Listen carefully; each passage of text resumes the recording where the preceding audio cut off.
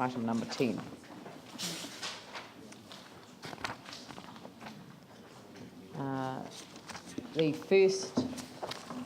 The first item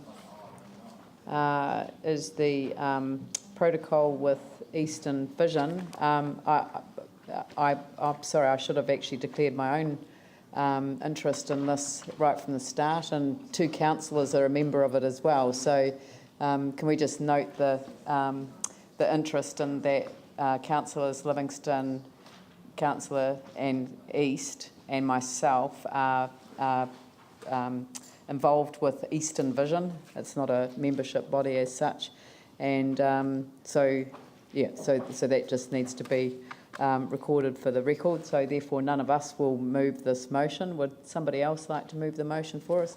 Pauline Cotter and Andrew Turner, and I'll open that up for, yes, Paul. I just think that it's actually incredibly important that this protocol with Eastern Vision is joined up with the Hagley Ferrymead. Their boundary butts right up to our ward, but there's also other work going on with other organisations like the Coastal Pathway, and it just seems really logical that whatever they're trying to achieve on that side of the east, that it actually connects to the other side of the eastern area. And I think it's just really important that any decision-making processes are joined up with the Hagley Ferrymead board. I don't think that, have we got anyone here to advise on it? I mean, I can answer the question because as part of the discussion, that occurred, I wasn't at the earthquake committee of the whole, but it seemed that the issue has been addressed in the 7.2 was that the community board, so we invite the 2 community board chairs to join Eastern Vision, well, join, but be part of the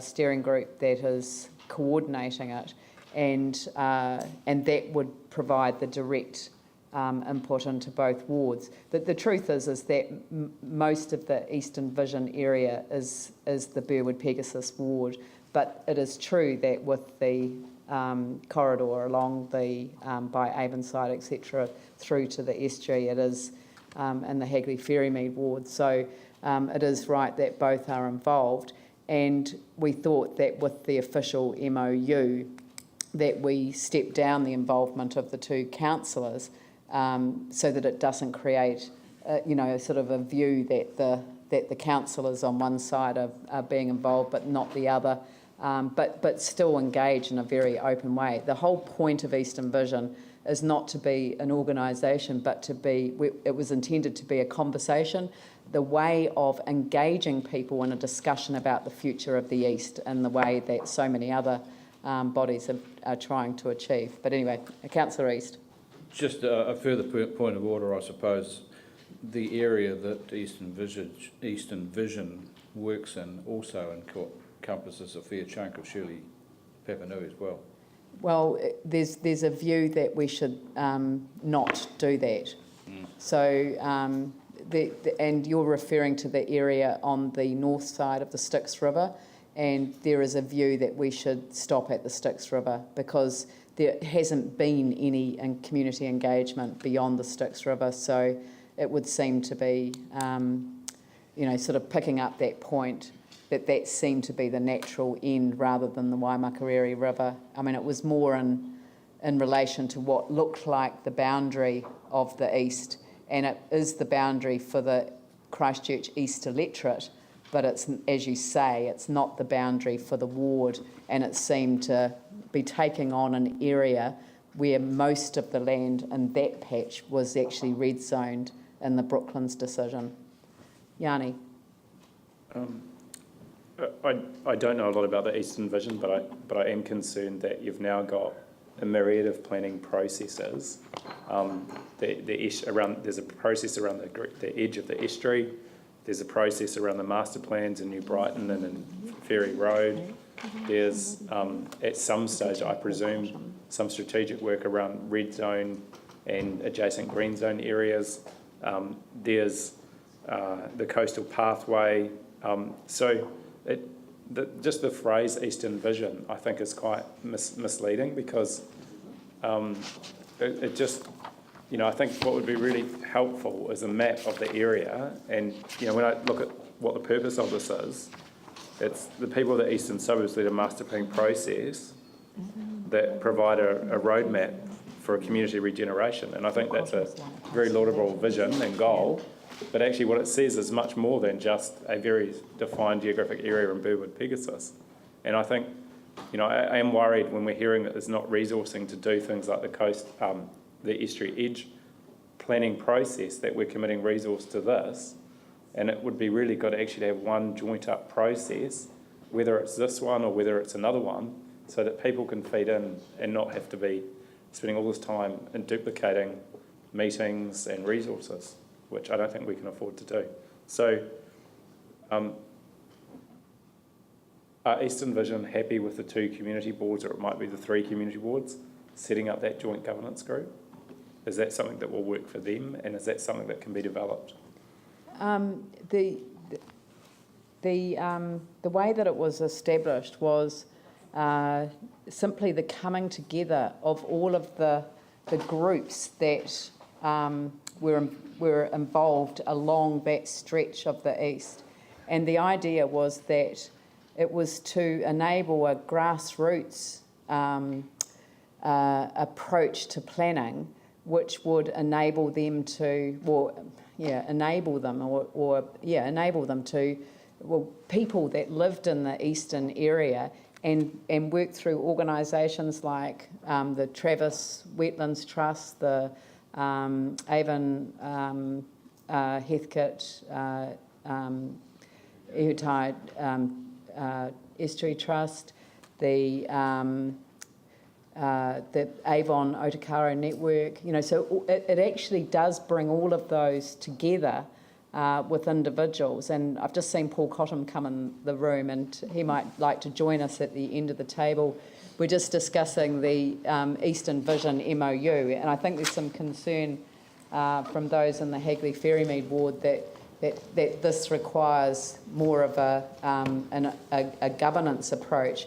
But I think that the idea of Eastern Vision was to be more of a way of bringing the existing groups together that in a way that enables people to input into a planning process and also to explain things. So we knew that when we were originally talking about bringing people together, that if we didn't have an understanding, for example, of the flood maps, and that we felt that as a local community we could be building on our ability to connect with so many different communities in those areas about things like flooding and all of those things. So that's the work that we've been doing, but recognising that within that there are proposals around Travis Wetlands, around the residential red zone.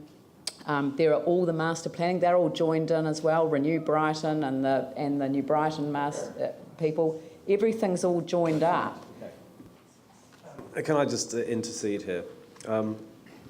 This is a great idea, but to me it looks like committee creep. It's where you just have groups upon groups upon groups coming together, having more meetings and more interaction, and actually you end up creating this spider web of people who are actually all trying to do the same thing. Now, isn't this what community boards are for? What I've noticed, having been involved in a lot of different groups post-earthquake, is that some of them have a natural lifespan and they disappear at the appropriate time. So it suggests to me that you've probably got the same bunch of people who are involved in all these different things. Do you need to set up more and more structures when people actually just want stuff to get done? Why can't the community boards This already exists. They want an MOU with the council. To do what? Have more meetings? No, to have a relationship with the council. So I read it, what they want to do is come up with a special We've got half the plan. councils on it already, so I don't know. I just think, fine, I don't care, but these things tend to get bigger and bigger and bigger, and nothing ever happens. So, If you want to do it, fine. Eastern We're not Vision, having a Western Vision, I can tell you that. Eastern We should Vision, have a city vision. Eastern That's what Vision we has need. an MOU with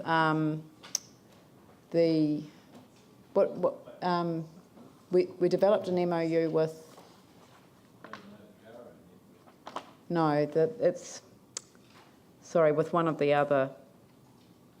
Was it Sarah? But we haven't got one with the council. Glenn, do you want to? I've just become by virtue of being elected. Yeah, I know. I guess if I may say one thing, it's been an evolving conversation. That's always been its intent. I guess the other two, if we used what used to be the four well-beings as part of the LGA, but incidentally, which Sarah still promotes as part of their strategy recovery, that really, if you applied those to the impact of the wider East community and communities, my own view is that this group reflects the profundity of the impacts of the earthquakes on those areas in all those dimensions, whether it's been environmental, demographic, etc. So that's how I see it. It's a huge, big picture of recovery. My own personal slant is when the East is recovered, the city is recovered as well. I'm really moving into debate mode now, but that's how I see it. Yanni? I mean, there's two fundamental questions that come up for me. What is the purpose of this group? And when you read through what the background information we have, it's to develop a spatial plan for the eastern suburbs. Yeah. So that is its purpose. So what I'm concerned is that we've got, so it's a master plan or a spatial plan, whatever you want to call it, which is actually work that is already being done in some way by council. Now, I'm not saying that, that this process shouldn't happen, but the background information around it provides a much wider thing than just a conversation. And, I come back to Raf's point that actually a vision for the city is probably what we need. And then within that, you might have processes in certain areas to develop what that looks like. And this was the New Orleans experience where, they had a big vision for the city, but they actually got local communities to feed into it, which I think is a really good way of doing it. And, I'm just really concerned that when we hear, what Councillor Livingston says, that this is about the generic eastern area, not a discrete Burwood Pegasus or Christchurch East electorate. And the connotation is that there's this process underway that is similar to many other processes that exist in these areas. I mean, I want to find a solution for this to proceed, but I do wonder whether what they want is a committee of council to report to and council staff to assist, and that really seems to be what they're asking for. So having a joint community board group that does that seems to be a sensible way, but also having a discussion about, is it too narrow, or does it need to be wider, or should it be smaller, is probably a sensible conversation to have. Yeah, I think, Paul, would you like to comment on the process so far? Yeah, sure. The mic's switched on. This, as your councillors probably be aware, Eastern Vision has self-defined itself, if you like. They've come together as a group of people representing also a group of entities that make it up. So Avon Otakaro, Renew Brighton, to name a few. So they've defined themselves in their own way. They're seeking to carry out a range of community planning projects and initiatives. They have some earthquake recovery funding to do so. So that's how they're operating. Staff, principally through me up until now anyway, from council and as well as from Sarah, have been invited to the meetings to act in a advisory type role, to share and exchange information where we can and we offer advice where appropriate, recognising that it's their group and it's their entity. From a governance point of view, I mean, clearly they have some elected members from the Burwood Pegasus area. One way forward, if I may suggest it, is that Eastern Vision may want to invite someone from Hagley Ferrymead onto their group. That could be a very straightforward way of dealing with this. So I hope that answers your question, Ms. Chair. Yeah, I think that there's a view that council's being asked to endorse the organisational structure that has emerged from the organisations themselves, whereas they're not. What the organisation exists, Eastern Vision exists as an entity. It's not an incorporated society, although it probably will incorporate at some point.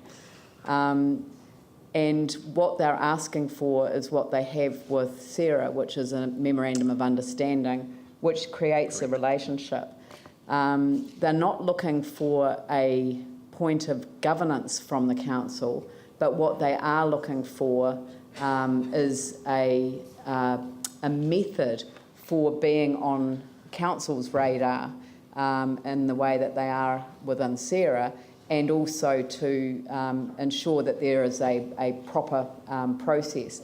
In terms of the planning that they're doing, they have had access to, the idea is to develop a map, and the map's developed. I mean, the work's been done. It's the community coming together to do that and to take it out to the community so they can envision for themselves what their assets in their community are going to be like in the future, and to contribute to that. But we also need people to understand what the flooding areas are. We need people to understand what the technical issues are on that. So in actual fact, they've been working very closely with council, but they want to have a link point. The previous link point was facilitated through the what was it, Regan Planning. But now that we've changed the structure, there isn't the same immediate connection with any one of the committees. So the idea was to leave it open as to who it was, following on which committee it would be. And my suggestion would be that, if people have a general interest, we could make it the committee of the whole, but also make it to, I don't know, invite Burwood Pegasus and Hagley Ferrymead Community Board chairs to join Eastern Vision, which I know is an offer that they've made, and to pick up on Yanni's point, to report to the joint boards on a regular basis as well. Then I think that would be a worthwhile addition. But I presume the joint boards meet on a quarterly basis? Project by project, but that could be organised between the two boards. Yeah, I'm sure it could. I thought that this committee, Eastern Vision, the thing that they want a specific committee of council to work with, and that's why I thought it should be the two local community boards. So yeah. They do want to connect directly to the council though.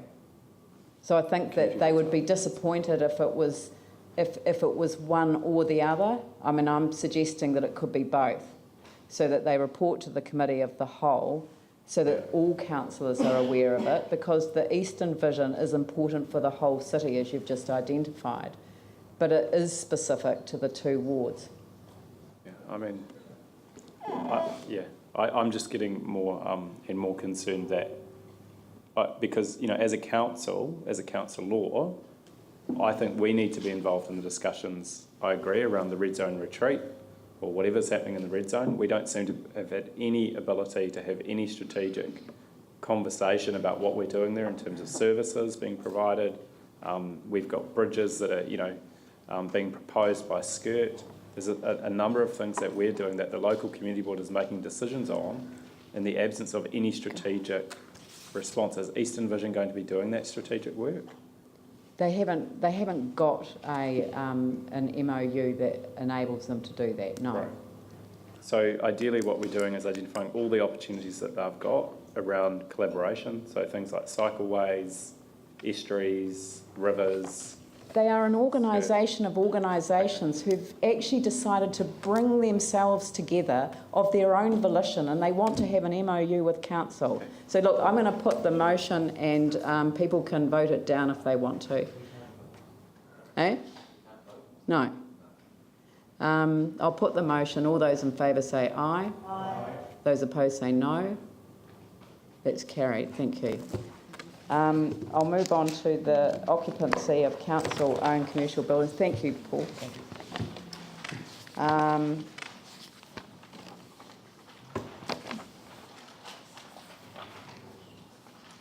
The recommendation is that we change the policy so that the council approve the staff recommendation with the following addition to recommendation 6.2, and I will move that. Do I have a seconder? Yanni Johansson. Does anyone want to speak to it? Yanni? Just very quickly, I believe this is the right thing to do. This is really about being a lot more strategic about how we are closing buildings and opening buildings, and it's really, really clear that shutting buildings that are earthquake prone in terms of the MBS, but actually haven't had a lot of earthquake damage and are relatively safe, makes no sense at all. So this is a much more smarter approach to enabling our buildings through getting top quality professional engineering advice and enabling staff, the delegation, to make sure that they can respond accordingly. So I strongly support this. This was something that was raised last term of council that wasn't agreed to. As a result, we've had a number of buildings that were shut, and of course shutting buildings does a lot of harm to local communities, particularly in some areas where there's not a lot of other options. And so this is, as I said, a much more clever and smart approach to dealing with what I think is a really important issue of keeping community facilities open where we've got good engineering advice that says that it's relatively low risk to do so. So I strongly support it. Thank you to staff for the work they've done around it. Any other comments? I'll put the motion. All those in favour say aye. Those opposed say no. That's carried. And I'll move, and Tim Scandrett will second that the report as a whole be adopted. I'll put the motion. All those in favour say aye. Those opposed say no. That's carried.